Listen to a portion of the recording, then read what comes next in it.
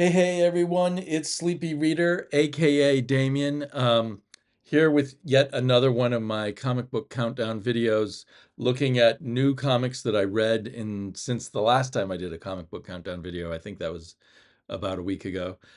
This time I have 15 comics, and I'm gonna rank them from my least enjoyed to my most enjoyed at the bottom. So down from 15 to 1. And yeah, so it's as usual just my personal reactions to these things. And this time around I felt like for a large part, for every single one of these comics interested me in some kind of way, but very often they did not fully engage me. So maybe that's my current frame of mind, or maybe it was the comics, or maybe it's because I was thinking about being a comic book reviewer too much. I don't think so, but that can warp things, I suppose, and give you distance. But I think mostly it was just probably the frame of mind I was in this week. I definitely found everything interesting, so I was not unhappy about any of these comics in terms of having picked them up and read them. Didn't feel like I'd wasted my time. That said, in at number 15 is this Planet Death issue 0, which is from Bad Idea. So I think it's their first comic to just have widespread distribution in all the comic book shops rather than, special elite comic book shops or through Kickstarters or however else Bad Idea has been doing things.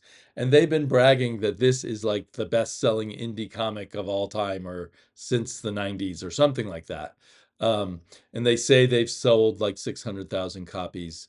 It's it's a very thin, made out of this. I have my mic on voice isolation, so I don't know if you'll hear that sound.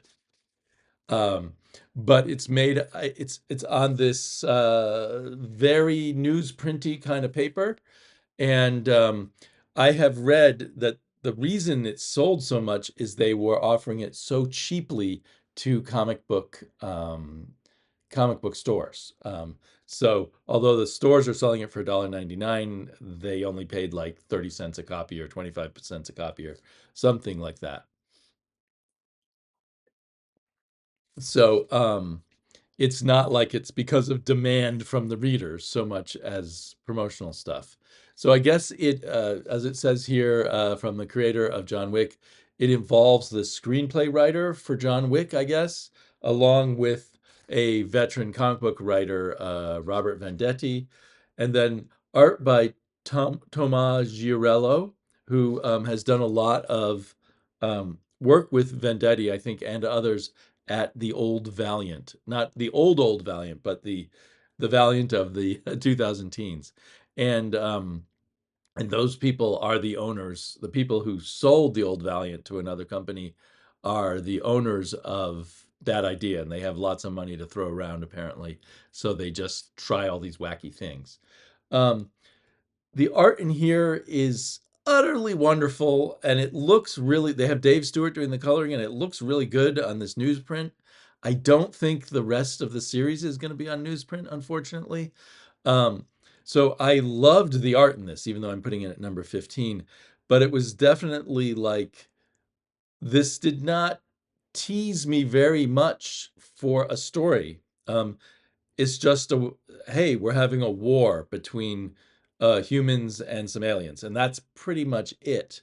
The war is going to be drawn very intensely by Giorello, but so I really enjoyed the art. I'll definitely try Planet Death number 1.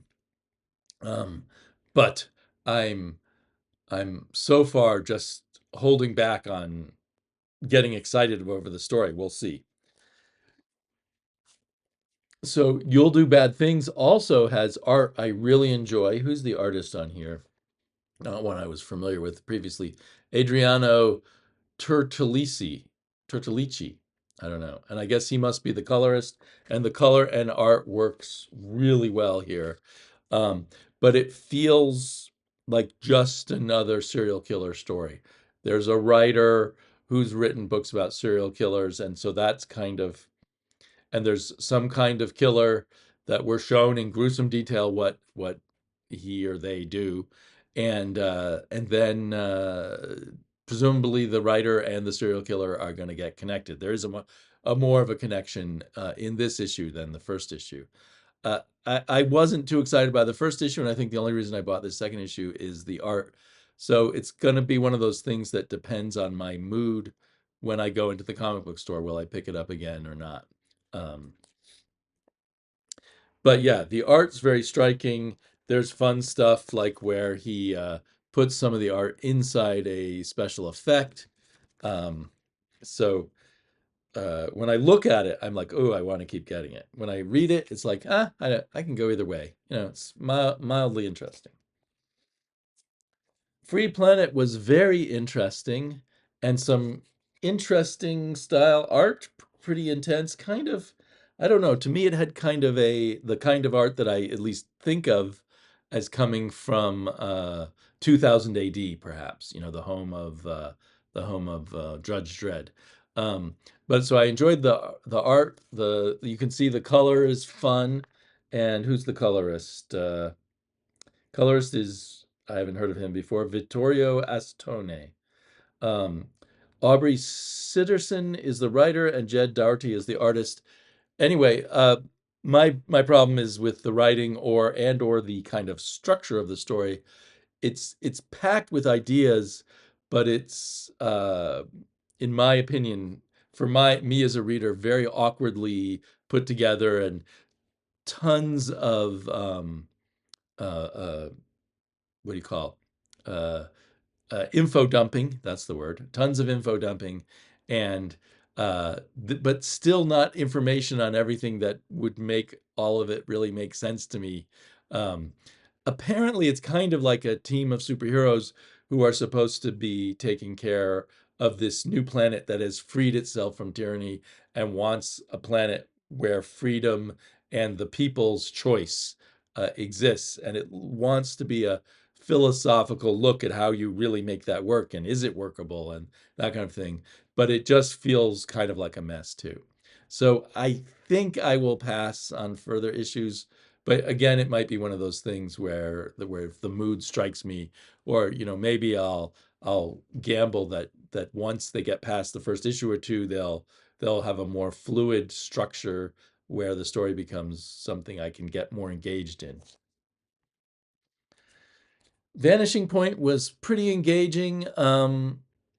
So I'd say this is an exception. It was interesting, and I was kind of sucked in, but it was a story that basically has just one character, and it's just kind of sad and depressing, not only about the life of that one character, but what it says about all of humanity and the future and everything like that. It's a cool science fiction story, but I get tired of comics that are too much inside the head of just one character. That's a bugaboo I've had lately. I even had that problem with a few issues of Conan, and I don't want to, I don't know, spend all my time inside Conan's head somehow. But anyway, it's a very good comic, but it just meh. I just wanted something else, I guess. So that, I've forgotten to mention numbers. So I put in at number 15, Planet Death. In at number 14, You'll Do Bad Things. Number 13 was Free Planet. So Vanishing Point is up at number 12.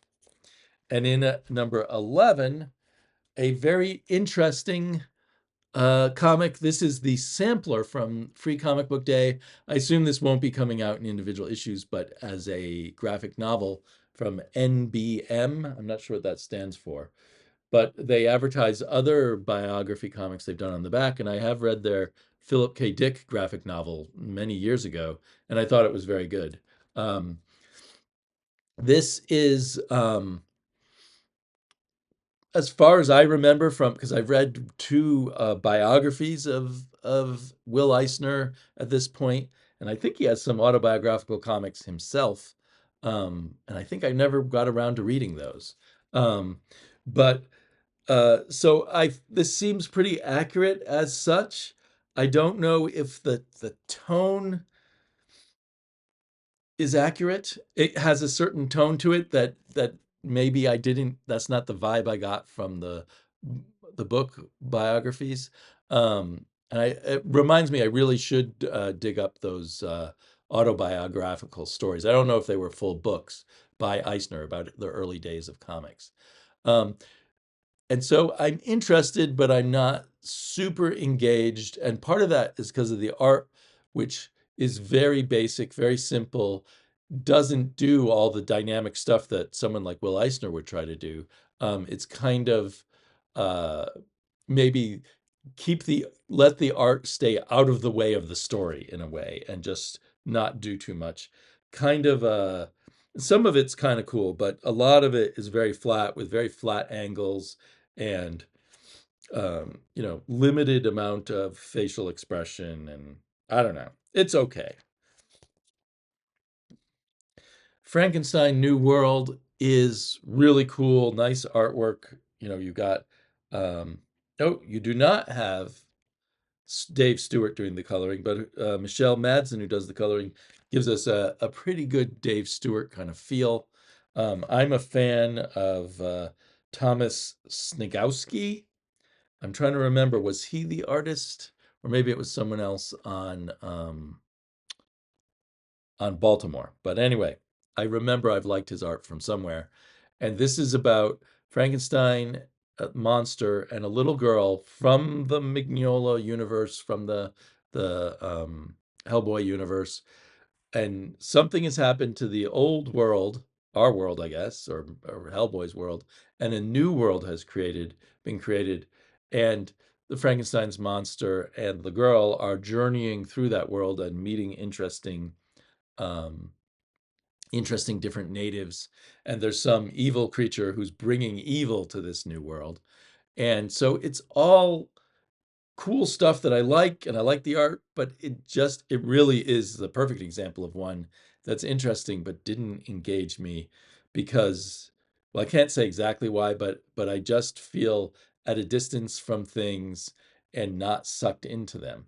Um, and there's often that quality of some of these Mignola verse books, but this somehow is like BPRD or something like that would, even though it wouldn't give me quite as much as I would want in any individual issue, it would keep me sucked in. But this now feels like kind of a take it or leave it book. If it's only going to be 4 issues, I think I might, let's see, does it say to be concluded? Yeah, I might as well. I've read the first 3, I might as well get the 4th one.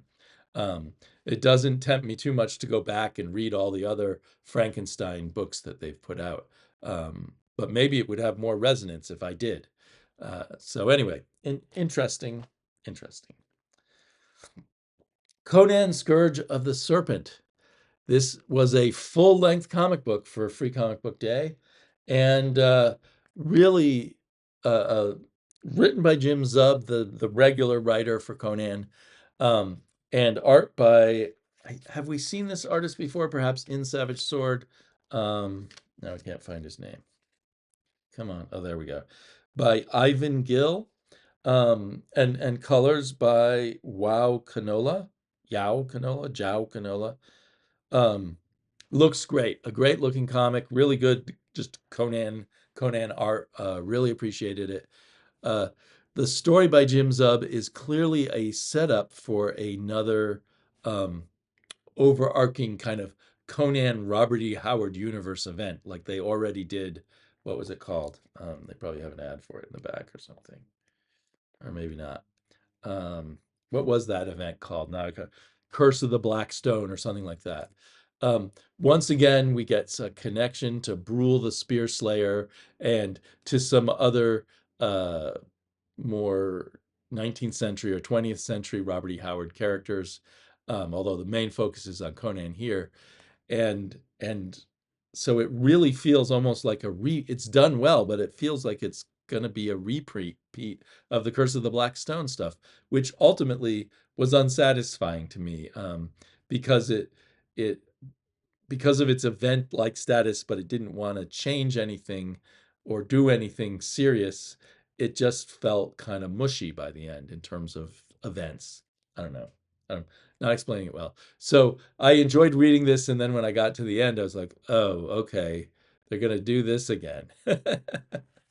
So it leaves me worried for the main Conan comic, or maybe they'll just keep this all alone in its own event comic. But they do say at the back, what do they say? Somewhere here they say that it's going, the next part of this, a new event starts this fall. And the next part is going to be in Savage Sword of Conan number 10. And I'm really into Savage Sword of Conan. It's also going to, well, I don't know. It says, prepare for the Scourge of the Serpent by catching up on the Cimmerian's latest adventures in Conan the Barbarian 21.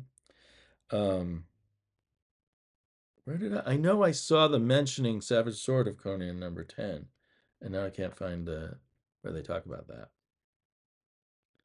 Oh, here they go.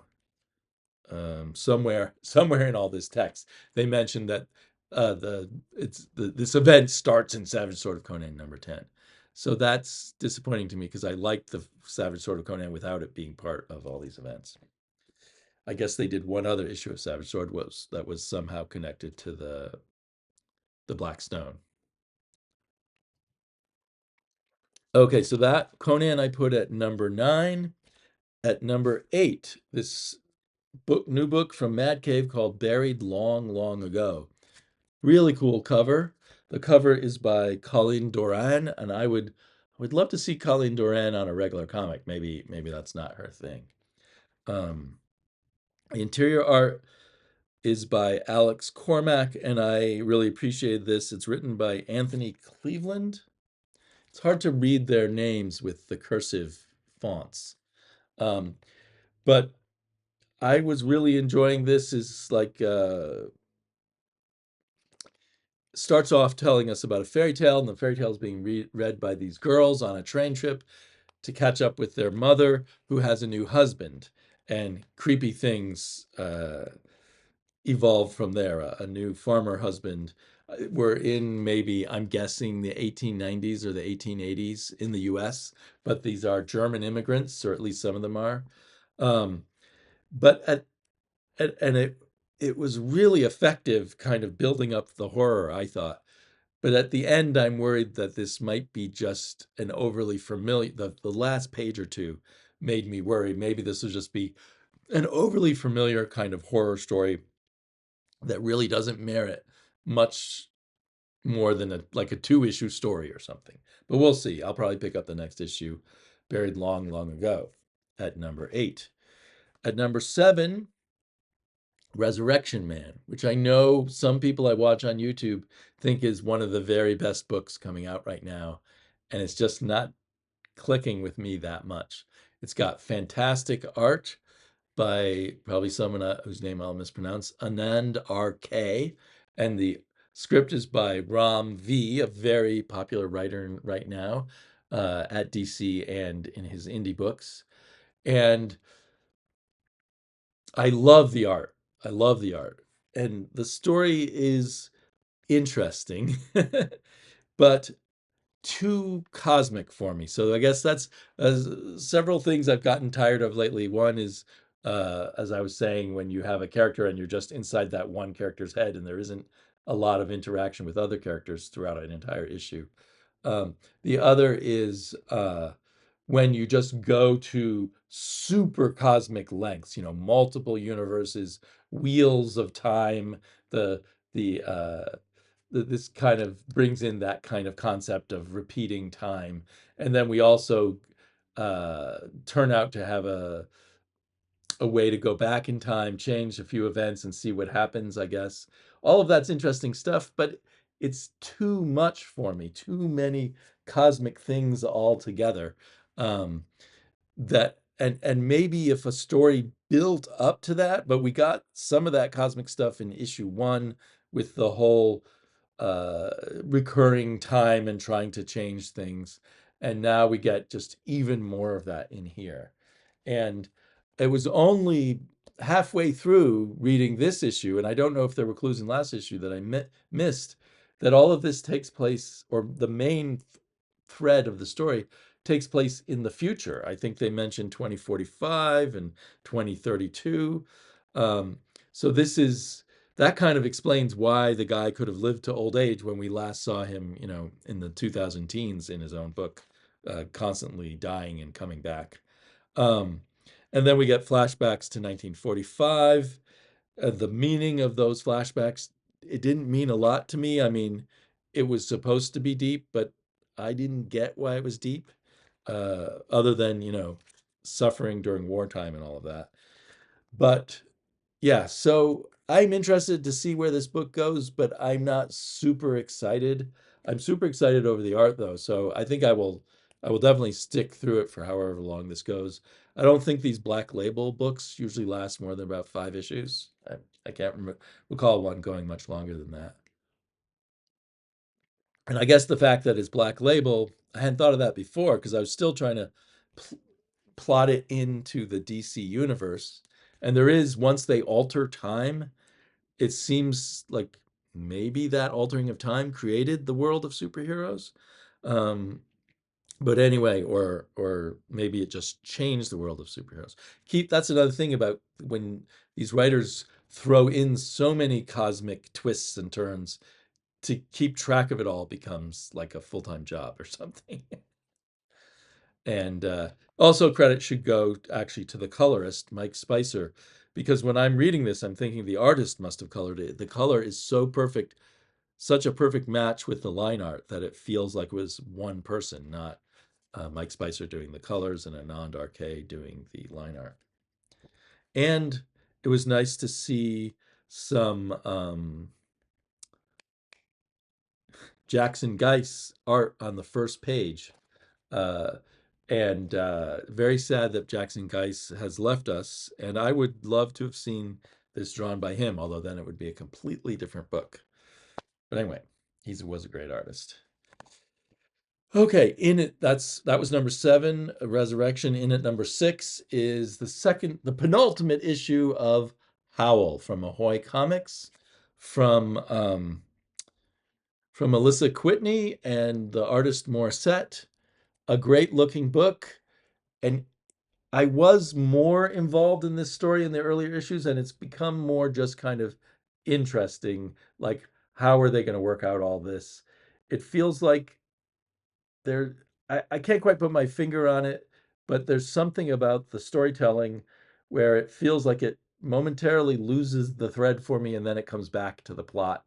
And I imagine there's some artistry in weaving these things together that I'm somehow missing. Um, it's an interesting concept that these characters are based on, some of these characters are based on Alyssa Whitney's parents, her father being the one-time famous science fiction writer Bob Sheckley, and she includes some letters they wrote each other, which gives you some flavor of their slightly beatnik kind of way of communicating with each other back then, but it doesn't tell you a whole lot. I was hoping these letters would reveal more. But anyway, it was fun that there were letters from her parents at the back. And I'm still loving the art.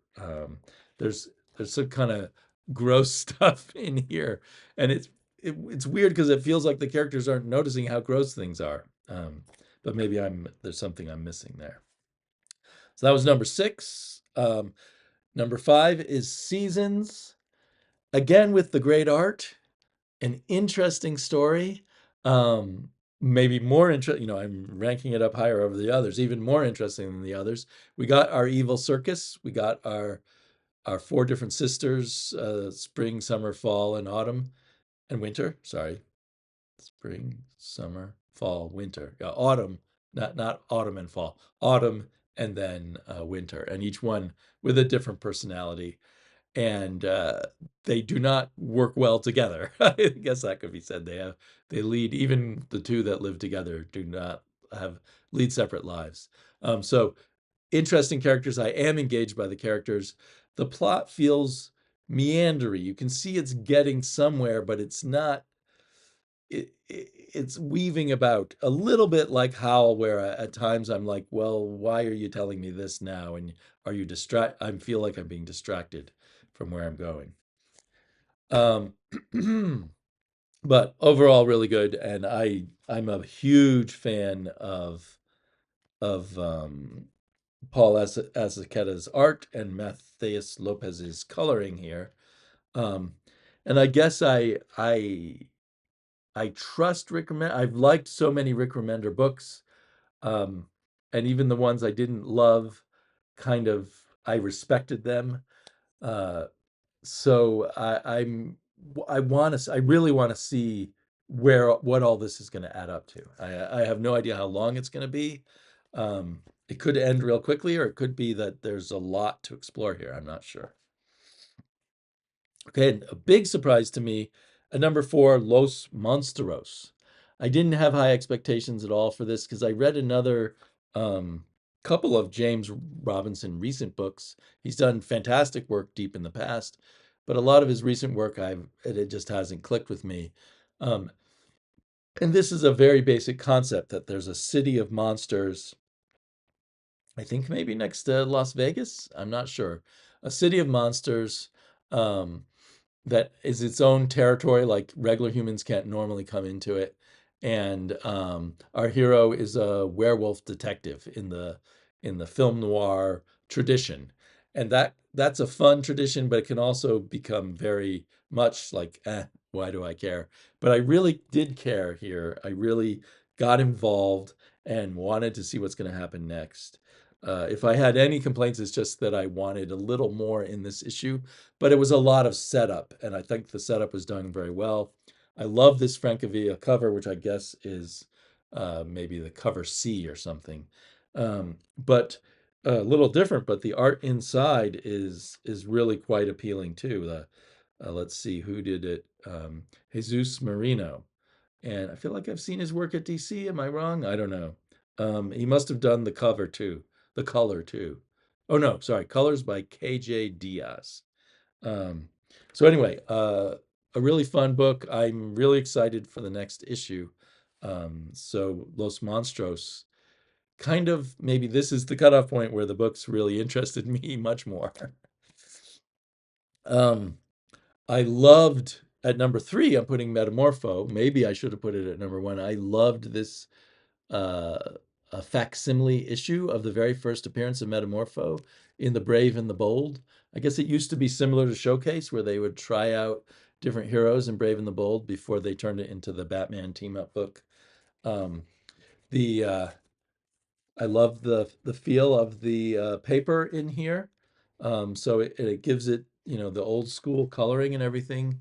Looks right because it's on this kind of newsprinty kind of paper. Um, and I've lately become, as some of you might remember, a big fan of the sort of old school Metamorpho. And the current Metamorpho book is doing the old school Metamorpho. So I really love that. And I've been collecting Metamorpho books. It would have been hard to pick this one up. So it's nice timing for me that it came out in a facsimile. I guess it's because Metamorpho is going to show up in the Superman movie, which seems strange. Um, but anyway, all the funny stuff and the goofy characters are all in place in this very first Metamorpho story, drawn by Frandon, um, Ramona Frandon, and written by Bob Haney. Um, I haven't read all of Bob Haney's work, but this is my favorite Bob Haney comic that I've ever read, or all of the Metamorpho ones that I've read so far. And Frandon's art is super appealing, and it really does kind of bridge uh, golden age and silver age kind of styles in a really appealing way. There's even a bit of it made me think a bit of Chester Gould at times. And the way Haney has developed all the characters, they're fully formed in his brain, and we understand everything here about the characters and the situation. And by the end of the book, and so it's cool, and it's one of these things, where some things are horrible when repeated over and over again, just variations of the same thing. But if you get the right thing, you can repeat it with many entertaining variations, and Metamorpho is like that, kind of like Gru or something, that I can read tons of Gru even though it's kind of the same basic setup every time. Okay, now in at number two, I decided to say it was We're Taking Everyone Down with Us. These top three, as often happens, were hard to say which one I really enjoyed the most. I enjoyed them all quite a lot. We're taking everybody down with us. Sort of confirms the idea that we're in kind of a James Bond-ish world. Super spies and super villains like Smersh and supervillain organizations and supervillain leaders, but Bond type of supervillains. And um, there's some, and her father, what was her father named? The Vitruvian, which I guess is named after the Vitruvian Man that Leonardo da Vinci drew his famous Vitruvian Man, and actually tons of people were trying to draw Vitruvian Mans back in the Renaissance, based on the mathematics of this guy Vitruvius and his mathematical ideas about the human body. But anyway, I don't know if that has anything to do with the villain, but the villain is creating robots, and perhaps there's some link to that there. Um, and we get one specific robot protector of the young girl and her attitude, which is really great to see. I really enjoyed her sort of attitude and her interaction with her robot protector. And there's some things about the robot protector that have not been confirmed yet, but that I suspect. And I don't want to spoil anything, but I thought it was a really good twist if what I'm thinking is going on with this robot is correct. Um, so anyway, a really fun book. The art, I like the art a lot, and the coloring is very adventurous. It's by Jason Wordie. In his adventurous mode, I've seen some comics where he was a little less adventurous, and other ones where he's gone super adventurous. I'd say this kind of in the middle or closer to the most adventurous side, but not. Anyway, but there are times where I loved the color, and other times where I thought, okay, this color is getting a little too messy or not working quite perfectly, but I kind of appreciate um, the effort or the feeling of something different than what I normally see in coloring in comics. So yeah, I'm really looking forward to the next issue. It is one of these things where, I talked about last week about how I might recommend an issue and then later think it's not such a good series after all. It could it could fall on its face at some point, but another aspect of it is there's a lot of humor. It's for long stretches you think it's just a humor book, but then it's also uh, a little more of a serious character study too, I think, in the whole context of the super spies and the spy agencies and the evil agencies. And it does, I don't know if the first issue said that, called it a Rook spy thriller. Rook is kind of in the background. He's kind of our James Bond figure, but he feels kind of like a bad guy in a way, or a buffoon or something. I don't know. More to come on all of the characters here. So I'm looking forward to that. So I'm prejudiced. So I put in at number one, Savage Sword of Conan, number eight, because when I get good Conan, that really engages me and really excites me. It doesn't have the kind of character engagement that you might get from a book like this, and obviously doesn't have a whole lot of humor like Metamorpho, but uh, great art. All of the stories I thought were decent. Some much better. But and I kind of appreciated all the little. It's what, like five, one, two, three, four, five stories. Um, is there also? Oh wait, maybe four stories plus a prose story. And I have to confess I haven't read the prose story yet. Conan, Coils of the Golden Empress. So I actually haven't read that yet. And there's a poem in here by Jim Zub. I suppose that was the least successful for me. Plus a lot of fun pinups, all of which I thought were good. Um, so yeah, in each Conan, or they're not all Conan stories. Most of them are Conan stories, but there is a story about a character. Again, one I don't really know about much about from Robert E. Howard's other short stories. Cormac Fitzjoffrey, who seems to be during the Crusades. That was probably my least favorite art because the artist is doing something digitally here, and I'm not quite sure, but you can see poses reused, and I don't know if he's using one of those poser programs or something, such that there is a kind of, in many of the, especially the fight scenes and stuff, a static posed kind of feeling. And then we get close-ups which feel more hand drawn. Um, that one was kind of a strange story, because it felt so in the middle of things, on a character I'd never heard of before, but I still enjoyed it. Um, and then I'd say that the topper art-wise was the story drawn and written by Liam Sharp. And I thought his art looked really cool. And I felt like the the plot was a variation on the Frost Giant's daughter. Sort of, it's happening to someone else, maybe with a different goddess, and Conan is a secondary character in that story in a sense, although he's at the center of events that we're of the slice of the story that we're given. Uh, but I thought that was a very cool way to do a short story, and play off of the Conan and Robert E. Howard mythos. It was, yeah, and the art was just incredible. What else have we got here? We had another story. Was it with Conan? This was maybe the most daring story, and in the sense that it doesn't seem to have a title on it. It didn't it was really hard to it had this wild artwork, swirling all around, and so it was hard to parse out everything that was going on, but somehow it was so cool looking, and I still, as a short story, if it was a long story, I think it would have driven me crazy. I guess it was called When I Was Young, I Met a King, the king being Conan. Um, but it was fun. It was fun just to parse through and try to get a grasp of it.